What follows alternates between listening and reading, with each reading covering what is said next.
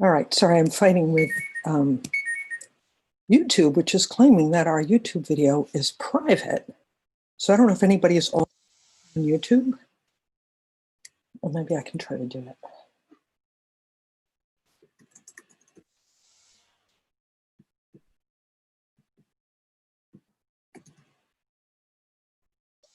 This worst case, we just tell everybody that they have to come on to Zoom.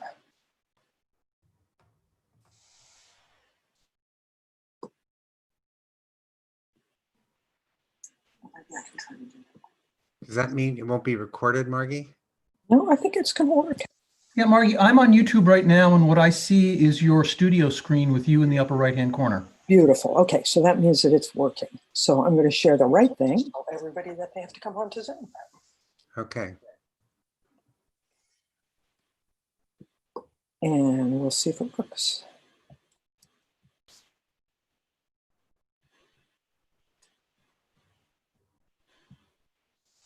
Are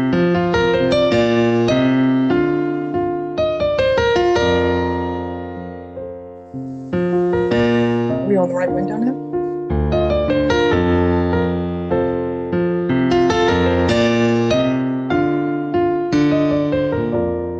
YouTube looks good.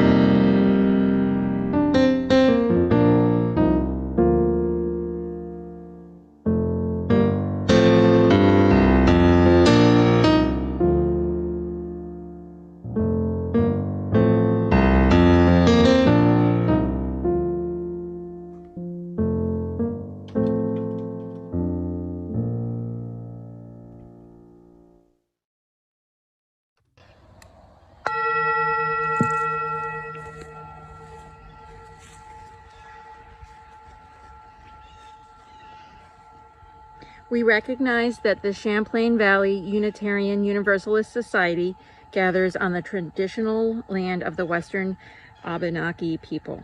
We respect the Abenaki's spiritual and life-giving relationship to this land. We seek to honor the living traditions of the Abenaki people, and we humbly hope to learn from them how we may better live in harmony with the land and our fellow humans.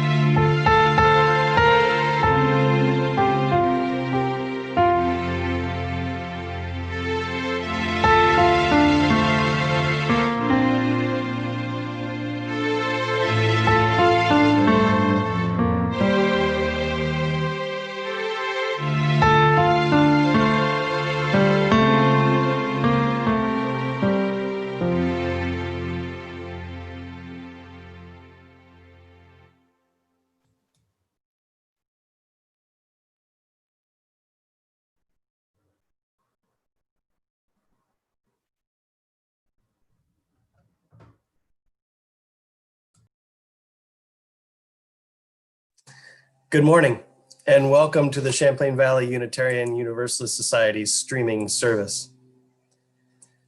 As members and friends of the Champlain Valley Universalist Society committed to the Unitarian Universalist principles, we strive to be an inclusive and welcoming community that sustains a liberal religious tradition. We aspire to be visible and active on behalf of social justice and environmental responsibility. We nurture and empower each other at all ages on our spiritual journeys, and we reach out to the larger communities of which we are a part. My name's Jason Duquette Hoffman. I use he, him, his pronouns, and I am the worship associate for today's service, which is led by our minister, Reverend Barnaby Feeder. If you are visiting today, please send us a message to introduce yourself, and be sure to join us after the service during our virtual coffee hour for good conversation and company via this Zoom meeting. After the service, all who wish to join our virtual coffee hour should stay on the Zoom meeting, and Lucy will move us into breaking out groups. If you haven't already done so, this is the perfect time to turn off your cell phones or any other devices that you are not using to stream this service, or put them into worship mode. If you have milestones and passages that you would like to have us share with the congregation during that portion of our service, please enter them in the chat, and Barnaby will review these as we go along. Our service today is a product of efforts of many people, in addition to all of the support that our worship team and staff provide. Richard Hopkins was our gatherer, organizing the contributors, and producing our show. Margie is our video caster today. The Time for All Ages is created and produced by Poppy Reese. Our music today was provided by Chuck, and Lucy Tenenbaum curated the images you will see throughout the service. Where there are opportunities to join along in words or song, you'll see the words appear on your screen at those times. Our call to worship today is from Maya Angelou, who teaches us and leads us towards our best imaginings. May we engage her with our whole selves. History, despite its wrenching pain, cannot be unlived, but if faced with courage, need not be lived again. Lift up your eyes upon the day breaking for you. Give birth again to the dream. Every day of every week, we are giving birth to the dream through our connections and commitments to each other. Beyond our weekly services here, there are many pathways to connection.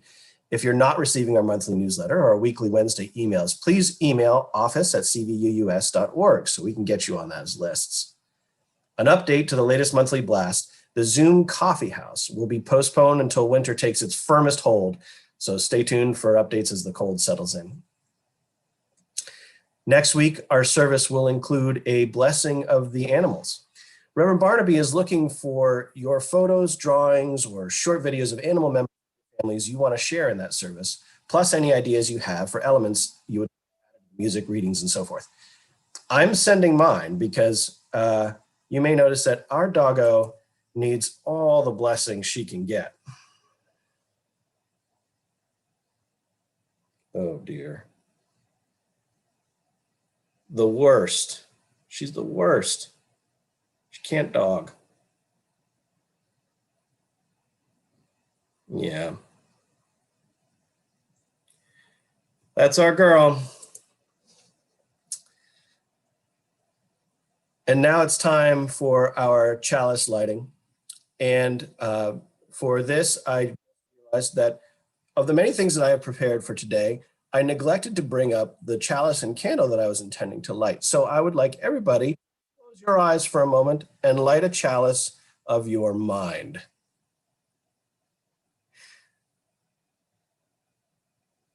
And say with me these words: we light this chalice to gather our minds into community and to remind us that within the garden of life, we are all siblings of intricate interdependence.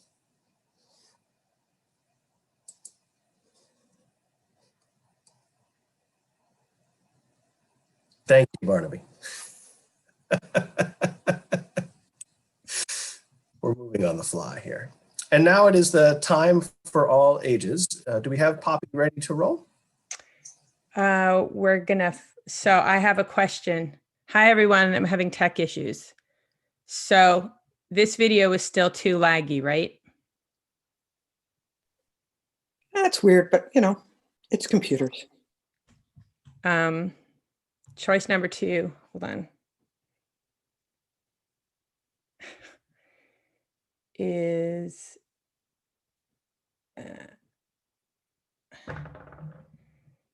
this other, is my phone.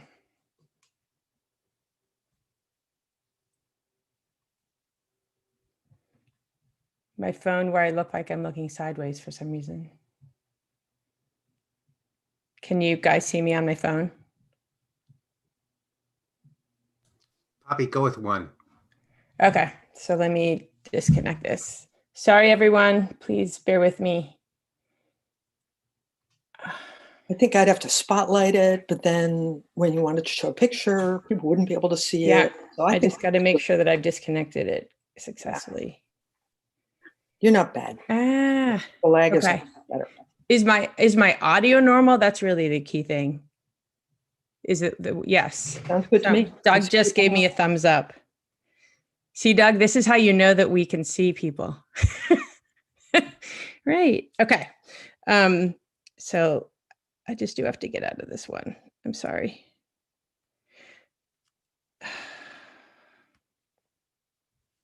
Leave.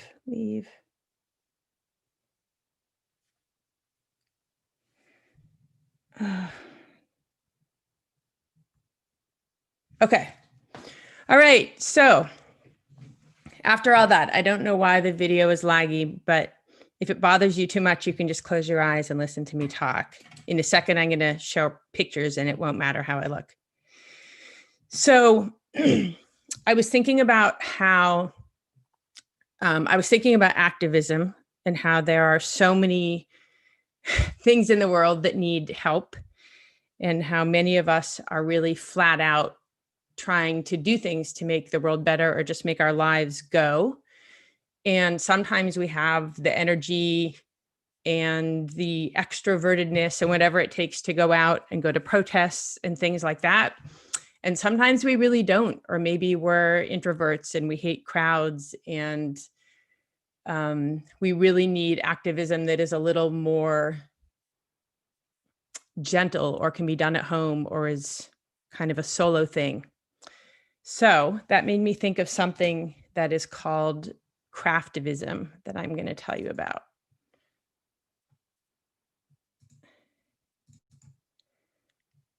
All right, so can everyone see that letter? No. Says your screen sharing, but we're just seeing black. So maybe you need to choose the window. Yeah. Yeah. Now you can see it? Weird. I just have a lag. Okay.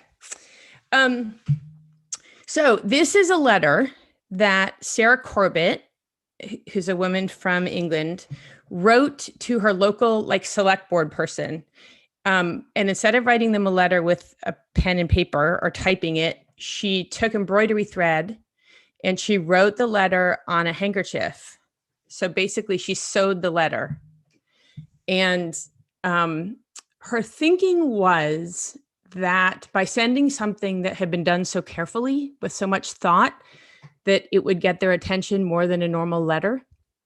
She also liked the process of making it, because instead of just typing, zipping off some little letter on a computer that doesn't really take much thought, it was really time consuming to do this. She wrote the whole thing on a handkerchief with a pencil first and then went over it with thread. So for her, it was a very thoughtful experience. And the whole time she was doing it, she was really aware of what she was saying and who she was saying it to and what she hoped would happen. So she felt like it kind of deepened her commitment to what she was working on. And then she sent off this handkerchief. And it turned out that the person who got it really did notice it, and they ended up framing it and sticking it up on their wall and calling her and had an interview with her. And she went on to do big things. She ended up doing huge things with garment workers in England. And this kind of kicked off this thing for her about using a craft, making something at home, something that maybe is a way you spend time already, for activism. So that's what craftivism means, right? It's a combo of crafting or craft and activism. So I just wanted to show you a couple other examples and then give you some ideas to do at home. And kids can do these also. This is the Nike blanket petition.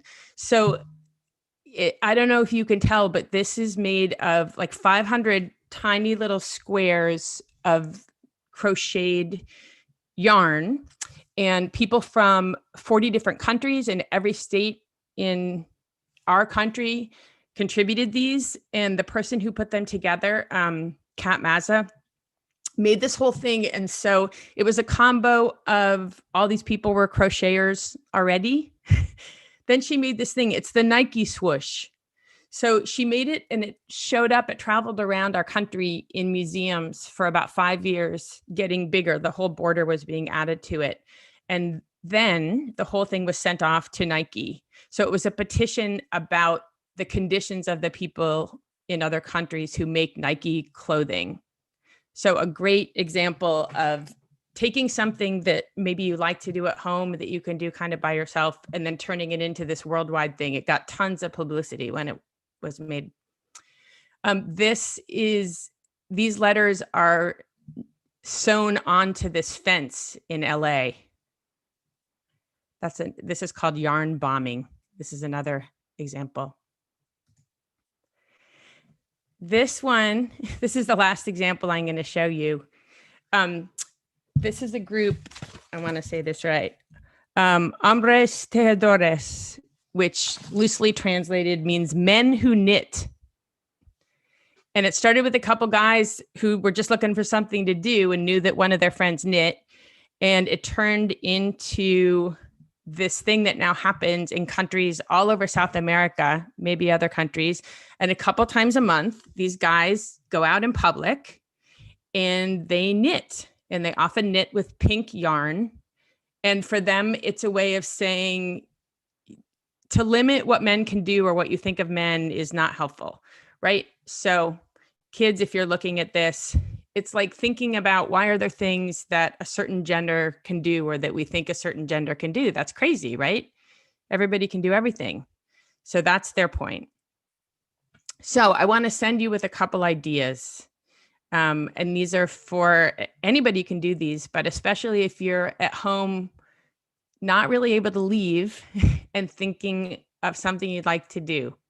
So one idea is the handkerchief letter, right? So to do this, you take a handkerchief, or you could just take a piece of material or an old piece of a shirt or something like that, write your letter out and sew it. Kids can embroider. They just need help threading the string. You can use really thick thread to do this too. They just need help. And as long as you've written out the letters very carefully, you can go over that. And the other idea I'm going to leave you with is called a mini banner. So this was an idea from Sarah Corbett, the same person who did the handkerchief letter. So you can see, hopefully, I'm not sure what people are able to see at this point. It's the same kind of thing. It's taking a message that you want to put out there, something you want people to be thinking about, and putting it on carefully with thought and care onto some little thing that you're going to go hang in public. Someone could put this in public for you if you're someone who's not really leaving your house much right now. This person put it on with zip ties to make it really hard to take off. You could tie it on with ribbon. You could sew it on if you, again, want it to have to be cut off. Kids can do this. And if kids can't sew yet, you could also do it with a fabric marker or even a permanent marker. But the idea is that you're doing something thoughtfully so that while you're making it, you're really thinking about it and you're giving it enough thought and care and time that when other people see it, it's so obviously made with care that they'll stop and look at it. Right? It's not just a little typed thing stuck up on a wall. Someone really took time to make this. So people going by are going to be like, well, what is this? What is this little piece of craft here? So that's what I want to leave you with, is the idea that there's many different ways to make change. Sarah Corbett, who's the one who came up with these ideas, calls craftivism gentle protest For her, it's a form of gentle protest for the people that aren't necessarily wanting to go out and scream and be fierce, though we really need those people too. So for those of you that think of yourself as maybe more of a gentle protester, I hope that maybe this will inspire you to do something. And I want to end by saying that CVUUS has tons of materials that we would love to share with you. And I'm happy to bring them to you or make little boxes that you can pick up. We have embroidery thread and felt and paint and material and all kinds of stuff. And I'm happy to get them to you. If you do anything, please will you take a photograph and send it to me so that we can share them later. So let me just stop sharing, go back to my glitchy photo. So I miss you all and I love you. And I hope you will find a way to be an activist in some small or big way this week. Peace.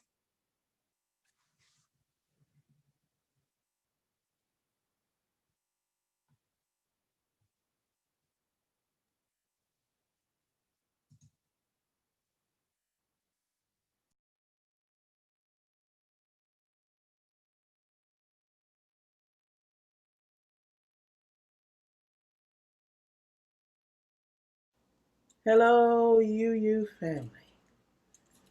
I'm going to sing a song with you called Shine on Me. It's an amazing spiritual that anybody can sing. And in these days when the things that we're dealing with, the feeling separate and all of that, and things seem so hard, this is one of those songs that you just throw your head back, put it in your medicine kit. All you have to do is ask. And here's how it goes. Shine on me, oh shine on me. Let the light from the lighthouse shine on me, oh shine on me, yes shine on me. Let the light from the lighthouse shine on me. Lift me up, oh, lift me up. Let the light from the lighthouse lift me up, oh, lift me up, yes, lift me up. Let the light from the lighthouse lift me up, oh, hold me close, yes, hold me close. Let the light from the lighthouse hold me close, yes, hold me close, oh, hold me close. Let the light from the lighthouse, please hold me close. Oh, shine on me, shine on me, yes, shine on me. Let the light from the lighthouse shine on me, oh, shine on me, yes, shine on me. Let the light from the lighthouse shine on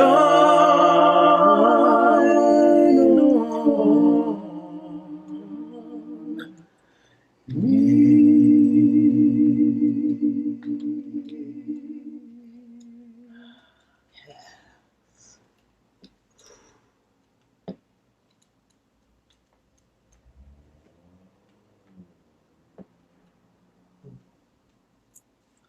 all you have to do is just ask. This is the time in our service Light.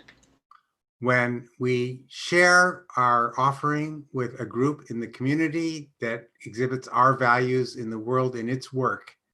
And now that we're in a new month, we have a new donee. It's the Vermont Food Bank. Now, by way of introducing the Vermont Food Bank to you, which as an organization, a lot of you know as kind of the clearinghouse for many food programs in Vermont, I want to say that when our 3 kids were growing up and my wife, Michelle, got annoyed at them asking over and over, what's for dinner? And then at least 1 out of the 3 saying, yuck, I hate it. She started saying when the kids asked for dinner that what she was serving that night was yuck, I hate it. And that was their only alternative.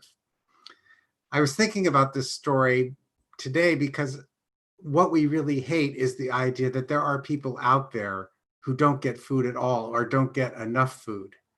And the Vermont Food Bank is our primary organization to reaching out to these people to improve food services for all forms of marginalized people in Vermont.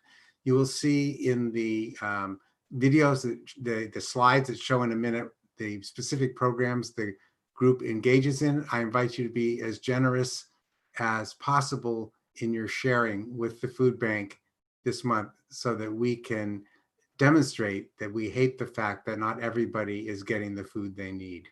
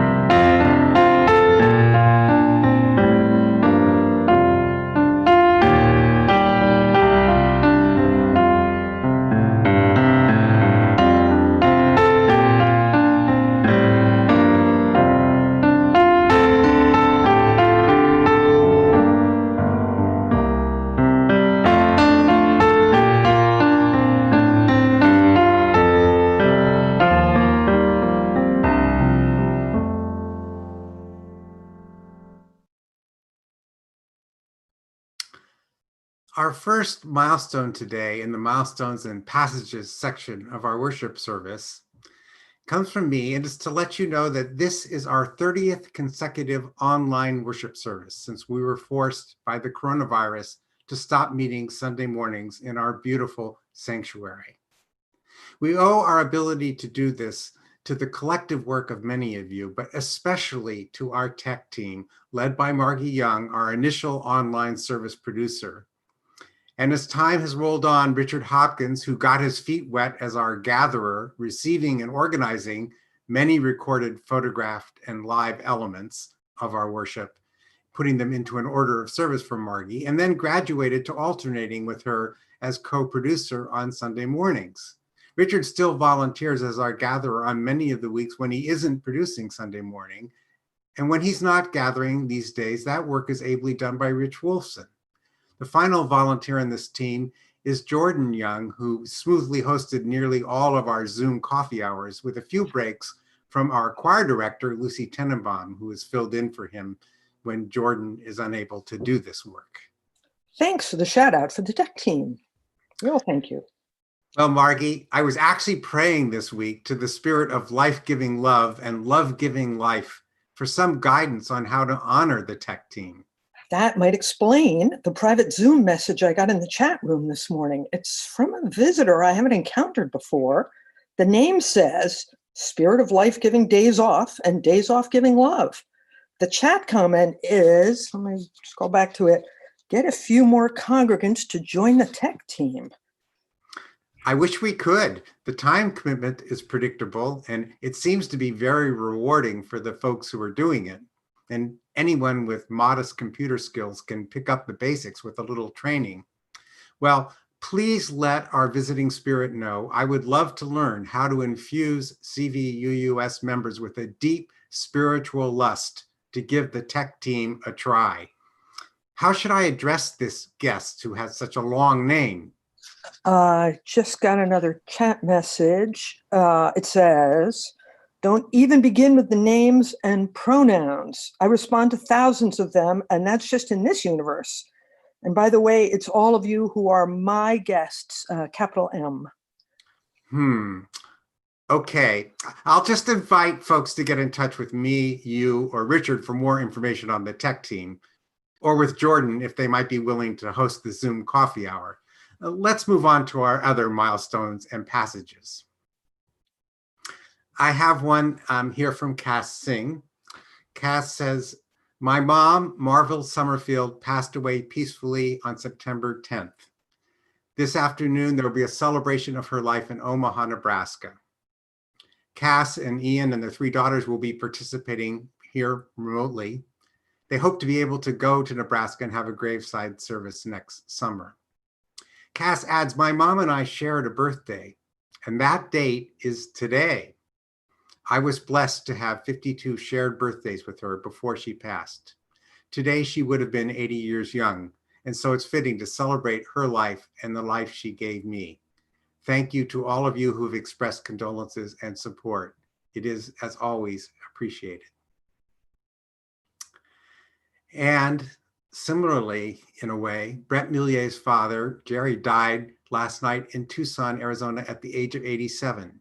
He had been declining health for some time, but Brett and Carl have been able to enjoy numerous visits to him and his partner, Kim, in Arizona and in Mexico, and 2 Januaries where he came here to teach courses at the college. I learned of an upcoming milestone this week. Our own Andre Moll, now Reverend Moll, will be officially installed as the minister of Central Unitarian Church in Paramus, New Jersey on November 14th in a Zoom service at 2 p.m. to which all of you will be invited. Reverend Mara Dowdle, the former minister in Burlington, who was Andre's internship supervisor, will preach the installation sermon, and Andre sends his love and says he thinks of all of us often in these troubled times. We know that each week there are many, many unspoken milestones and passages, and we always leave a time of silent prayer and meditation for everyone who is with us to locate where their hearts are on this particular morning. Sometimes we go straight into this period of silence. Sometimes we lead into it with a prayer. Today, we're going to lead into it with a prayer. Jason will read it to you. It's called Autumn Prayer by Jess Reynolds, and it's from their 2018 meditation manual called Love Like Thunder. This prayer is an example of pathways to connection outside of Sunday morning in our congregation because it was recently shared by Marjorie Carson as the opening reading at our monthly Caring Network meeting. At the end of Jason's reading of this prayer and our silent meditation, you will hear the music of John Freund, a member of the congregation in Paramus, and Andre organized all the visuals that accompany it, and he recently preached a message on its message of interrelationship. And now, Jason. Spirit of life, be with us this autumn. Just as the trees and nights are changing, so too are our lives shifting. Some among us are grieving. We grieve for loved ones and for parts of our own hearts that do not fit us any longer. We mourn the green leaves and the summer birds, and we mourn the dreams we had that are dying. Spirit of life, do not let us be empty this autumn. Remind us of the life that will flourish come spring, and help us to hold space for the loss that comes first. We cannot resurrect ourselves without letting something in ourselves die. May we gently guard those tender, empty places, and may all the great love of the universe press against our raw edges and our sorrow. Spirit of life, hold us in this season of dying. Hold us in the chill October wind and among the branches scraped clean and in the swirling center of migration. May we close our shutters, but not our hearts, and may we gather by the hearth in communion that we might manage to fill one another with the warmth to make it through the winter. Blessed be.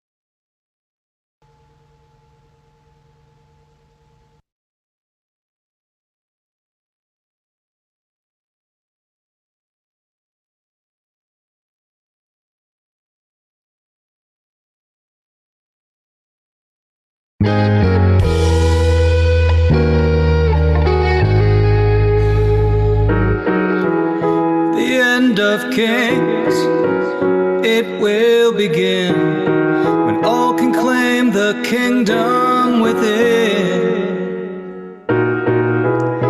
Right divine will have no place when divinity is seen on every face. Will I hold out?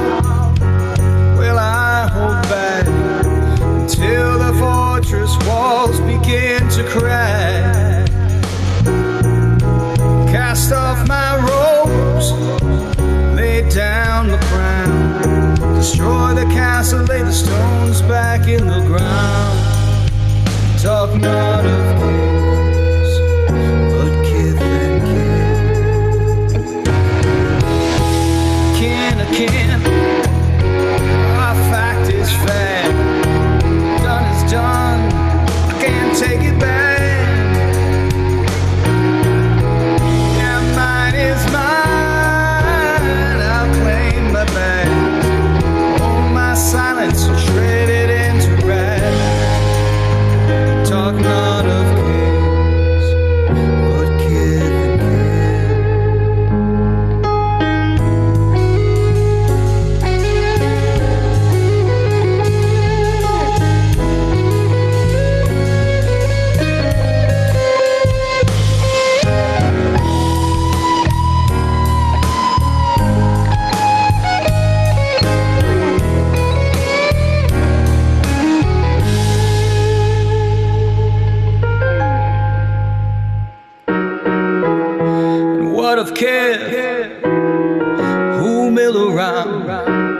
averting eyes and gazing at the ground. The king is dead, there's no regret. The kid's now playing what no king could beget. Of kith and kin.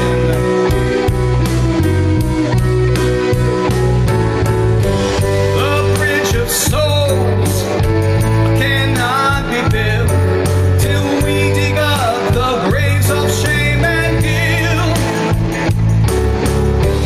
Together see, together hear, on a piece of level ground we all reveal. Of kith and kin. Not of kings, but kith and kin. Not of kings, but kith and kin.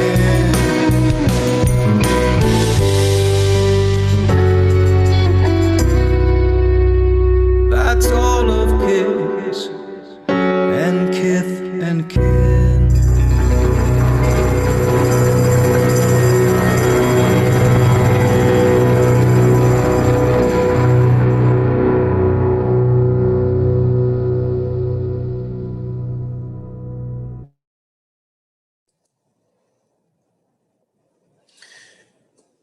Our reading today is excerpted from the Reverend Dr. Martin Luther King Jr.'s 1963 book, The Strength of Love. And reading aloud is another way of listening. And as I read this with you all, I do so from a place of listening carefully, attending intentionally, and feeling fully these words from Dr. King and Mother Pollard. One of the most dedicated participants in the bus protests in Montgomery, Alabama, was an elderly woman who we affectionately called Mother Pollard. Although poverty-stricken and uneducated, she was amazingly intelligent and possessed a deep understanding of the meaning of the movement. On a particular Monday evening, following a tension-packed week, which included being arrested and receiving numerous threatening telephone calls, I spoke at a mass meeting. I attempted to convey an overt impression of strength and courage, although I was inwardly depressed and fear-stricken. At the end of the meeting, Mother Pollard came to the front of the church and said, "Come here, son." I immediately went to her and hugged her affectionately. "Something is wrong with you," she said. "You didn't talk strong tonight." Seeking further to disguise my fears, I retorted, "Oh no, Mother Pollard, nothing is wrong. I'm feeling fine as ever." But her insight was discerning. "Now you can't fool me," she said. "I know something is wrong. Is it that we ain't doing things to please you? Or is it that the white folks is bothering you?" Before I could respond, she looked directly into my eyes and said, "I done told you we is with you all the way." Then her face became radiant and she said in words of quiet certainty, "But even if we ain't with you, God's gonna take care of you." As she spoke these consoling words, everything in me quivered and quickened with the pulsing tremor of raw energy.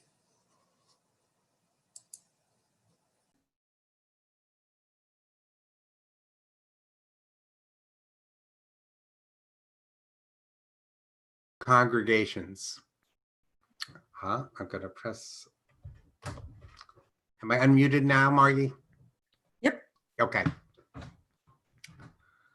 Some of you may have heard that many UU congregations have set aside today to participate in the national UU the Vote campaign, a campaign that challenges us to make sure that our values show up at the voting booths all around the nation in November.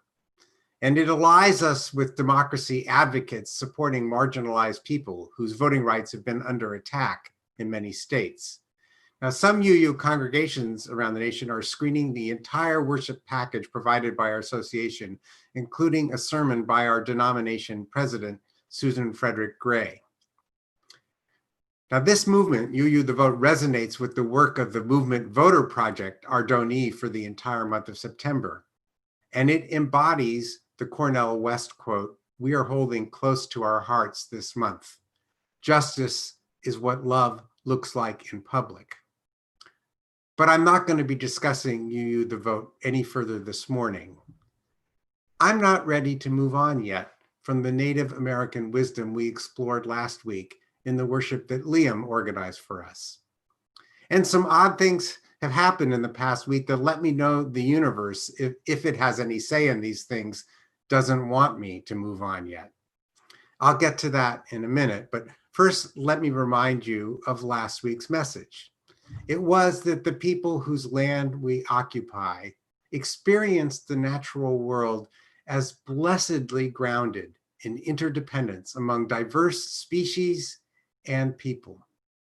Now, Liam focused on what the Abenaki natives of this region called the three sisters: corn, beans, and squash. These three very different food sources, which were intentionally planted together by Native American farmers in many regions of North America, typically flourish together in ways that none of them can do alone. Corn is planted first. It provides the stalk that the beans climb in their quest for more light. And that gives the corns more stability in rough weather. It also protects the beans from competition from the bigger leaf squashes, which spread out horizontally across the ground.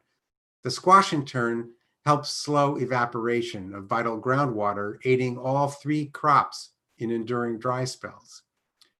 And the beans also put nitrogen into the soil, a vital nutrient that corn on its own will soon exhaust. As food, the three plants together produce a well-balanced diet for humans. Thinking about this relationship turned my attention to a different Three Sisters vision. As UUs, we talk about being called to make the world more just, more compassionate, and more beautiful. Three dimensions of calling. These are three spiritual sisters. Justice is the most public form of love, but compassion and beauty are not lesser sisters. Each is a part of a well-balanced spiritual diet for a human, and each can help the others flourish, just as those three plants do. I fear that we beat ourselves up, or just as unhappily shut ourselves down, when we fail to honor and celebrate all three sisters. We are easily drawn these days into a sense that the many struggles for justice are the great test of who we are. We feel summoned into these struggles by the horrific police killings of unarmed Black people like George Floyd and Breonna Taylor, by the passing in July of legendarily courageous civil rights leaders like Congressman John Lewis and the Reverend C.T. Vivian, and more recently, by the death of Justice Ruth Bader Ginsburg. We are called to battle the racism and anti-democratic behavior of our president and his allies. We know full well our challenges to step forward into what Congressman Lewis famously called good trouble. Now, I've done a bit of that in my time, but it's not enough to respect myself for it. Not enough, I fear, for the spirit of life-giving love that I worship to know me first and foremost as a deeply committed justice seeker. And that makes me wonder about you who count on me for leadership. Are you done a bit of justice, fellow travelers? We pull back from good trouble for 1,000 good reasons, some as simple as being too old or too young or tired or sick or anxious. Often we feel too bound by other commitments. But maybe, just maybe, you and I are doing more than we realize.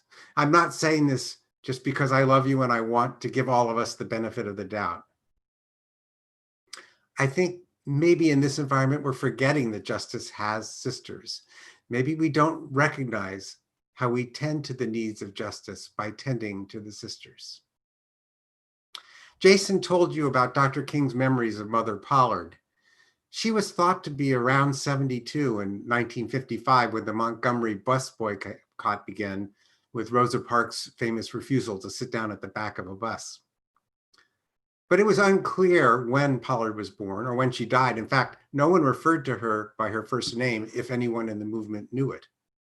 There was no report of her still being alive when Dr. King mentioned her in a speech at the end of the 1963 Voting Rights March from Selma.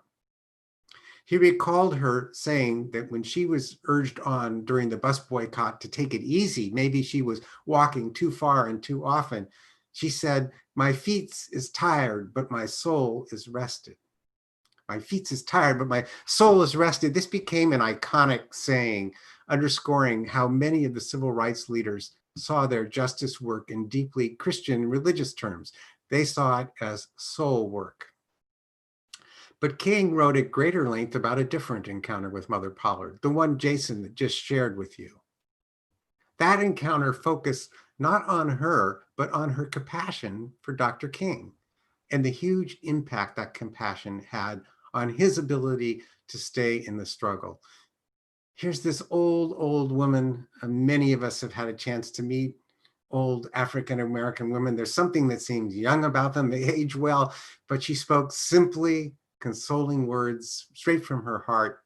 And the words were of faith in him and God's mission for him. And that set Dr. King quivering with raw energy. Compassion is an ageless and devoted sister of justice. Compassion props up and inspires it. With that in mind, I want to tell you about the odd things that happened to me this week. Have you ever read one of those choose your adventure stories where each plot choice you make takes you in an unexpected direction? Well, mine started with a website called atlasobscura.com. The website curates stories about weird and amazing things you can find as a world traveler.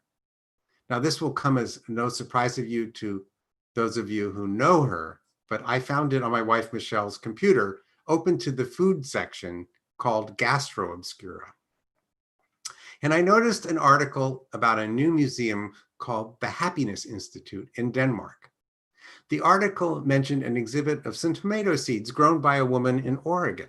According to the article, she had hung on to her father's clothes for 10 years after he died from cancer.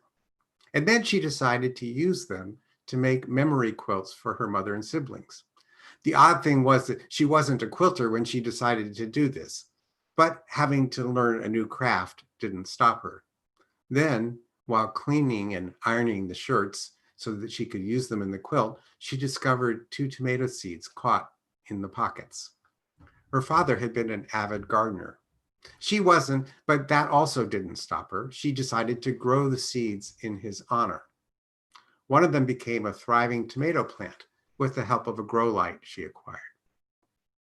She then saved its seeds and grew a crop from them outside the following year. And as she kept growing tomatoes from this seed line in the ensuing year, she started packaging the seeds and giving them away to friends and relatives who had lost someone dear to them in death. She called them comfort seeds. When she heard about the Happiness Institute, she applied to have them placed there, and to her surprise, hers was one of the few American entries accepted. I decided to seek her out. It took a while, but I eventually tracked Katie Diaz down.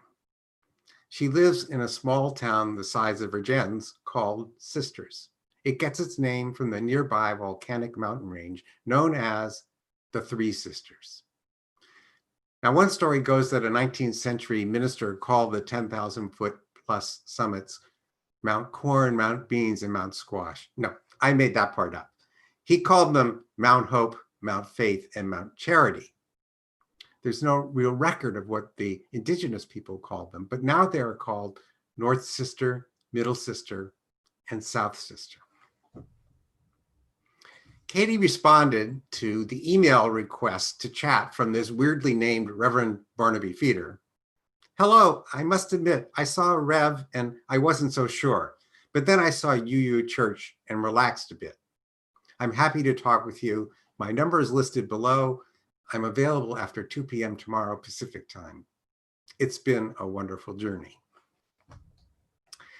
Now, Katie, I learned, is a 41-year-old occupational therapist and yoga instructor. The youngest of her two children is a high school senior whose life has been disrupted by the coronavirus and experience many of you parents and grandparents in the congregation are living through with your own family. Katie was raised Catholic and converted to evangelical Christianity.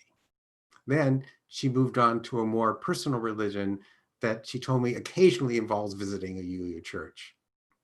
She always gives her seeds away, a spiritual form of charity somewhat related in her mind to tithing to a church. For several years, until the coronavirus struck this year, she planted tomatoes with special needs children who attended a summer camp run by her husband. Many of them had suffered traumatic loss. Katie's seed journey also led her into a relationship with Manda Severin, an Oregon artist and musician who was inspired to work with her on illustrations and other artworks. And I'm going to ask Margie to put up one of those artworks right now. I hope you can see the tomatoes growing out of the heart. Katie told me about Manda. Her work has blown my mind. Through art, Manda expressed what Katie called her inner life connection to the seeds, grieving, and comfort. The illustrations, for instance, draw on Katie's childhood memories and pets, in addition to tomato imagery. And Margie, maybe you can show the wall mural that Manda did, looking into someone's brain. We think that it must be Katie's in her mind. And I think we're going to be able to expand that image a bit. Are we able to get that up full size, Margie? I hope. Anyway, I'll go on and say that in talking more about all of this, Katie told me about visiting her father's grave, which is marked by a simple stone in the woods near a meditation center, only to hear later that day from Manda that she had envisioned Katie that day encountering the marker. And in that vision, it was a stepping stone. Two sisters with a beautiful connection, beauty and compassion, were everywhere I looked in what Katie was telling me. Was there, I wondered, any connection to the third sister, Justice, in her mind? I never thought of it as justice work, she said, but someone who follows her on Instagram posted their belief that it was silent justice work. Katie wasn't sure what that might mean, but I think there's something to it. First, what Katie and Manda are doing together strengthens others to the point where they can do justice work if they feel called to it, the way Mother Pollard boosted Dr. King's flagging faith and spirits. But there is a more direct connection as well. I believe that any acts rooted in making the world kinder and more beautiful that are freely given without regard to who can pay for them subvert our unjust economic structures. This is direct justice work. And as you heard in Poppy's Time for All Ages, some of it is obviously so and it has a name, craftivism. But wherever you find, or you yourself nurture, compassion and beauty, justice will be lurking. If you live lovingly, if you live with an inner ear tuned to the calling of love with a capital L, you will be accompanied through your days by all three love sisters: justice, compassion, and beauty. As it so happens, my faith in this was reinforced on Friday. Katie emailed me to say the daughter of a friend and two other high school seniors had been killed in a car crash Thursday evening. This was the latest, and in some ways most shocking loss surrounding Katie, who lives in a part of Oregon where homes and businesses are being consumed by wildfires. She asked if I had any words of love and comfort for her and her community in this time of acute grief. I responded as best I could. I wrote that the greatest wisdom I encountered from those who taught me to be a minister was that we should not walk into any grief situation with an expectation that those mourning will experience it or express it in a predictable way or sequence. I told her, all you can do is be present to your own emotions and those around you with the mantra that this is what grief is like this time. Then I confessed to her that in my view, there is no justice or equity in situations like this, nor any all-powerful, all-knowing being pulling the strings who has a plan for us. There is, however, the wondrous fact that can never be taken away, that this person we've lost won a lottery against all odds, a lottery to be born and to live among us. And that fact, I said, leaves the rest of us abundant space for gratitude that our lives intersected with theirs. Even in our pain, we are blessed to remain here after they have died to do meaningful things in their memory. And I said, it may be just hugging and feeding each other when the pain is still too fresh to think of anything else. But I passed on also my faith that there is so much more we can end up doing as we recover our strength. And I close with prayers that they all be held in the spirit of love. Well, Katie emailed me back that she had shared my message with other mothers as they grieved together. She thanked me and she said, meeting you was timely. And then later that day, she sent an email with a photo of the gate outside her friend's house. And Margie's going to put that up. And this is the gate that she and other women had decorated before they had a moment of silence outside the house. And she told me that at the request of the dead girl's mother's best friend, my message had been read aloud there. My beloved CVUUS, this isn't about the three sisters of love operating through me across a huge country on short notice. This is about them operating through you, the congregation that has called me to this work and constantly urges me to represent your values and aspirations to the wider world. Now, it wasn't originally the plan, but at the last minute, I heard Katie was able to join us this morning and she's in our Zoom meeting. And I just want to say this, through me, Katie knows an entire community of UUs in Vermont is accompanying her and her friends in their grief. And through me and you, I hope Katie will know our deep, deep gratitude for the gift of once again being able to experience the presence in our lives of a spirit of life-sustaining love. In that spirit's name, we pray that we will never fail to cherish and respect the sometimes tenuous but never extinguishable sisterhood of justice, compassion, and beauty. I invite you into a moment of musical interlude before our benediction.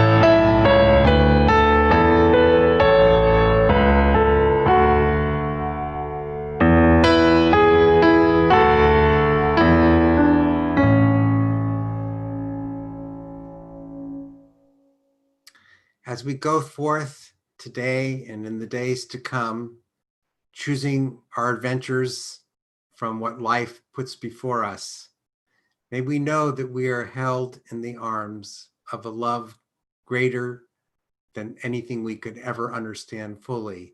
And may that inspire us to walk in the sisterhood of justice, beauty, and compassion. Blessed be and amen.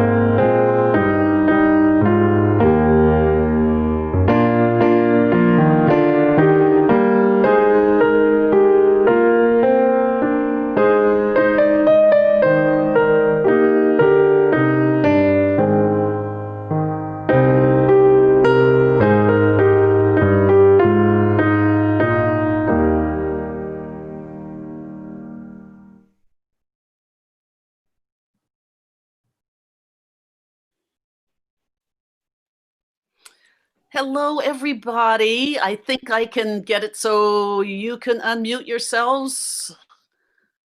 Ask to unmute. Yes, I think. And you all have some rooms to move to? Unmute all. Nope, that was mute all. Cancel. Unmute all. Invite. So is everybody able to chat into your rooms? I'm not hearing anyone here. Hi, Ravel. Hi. How you doing? That's good to hear. Somebody speaking. We're here. I got the rooms all set up before.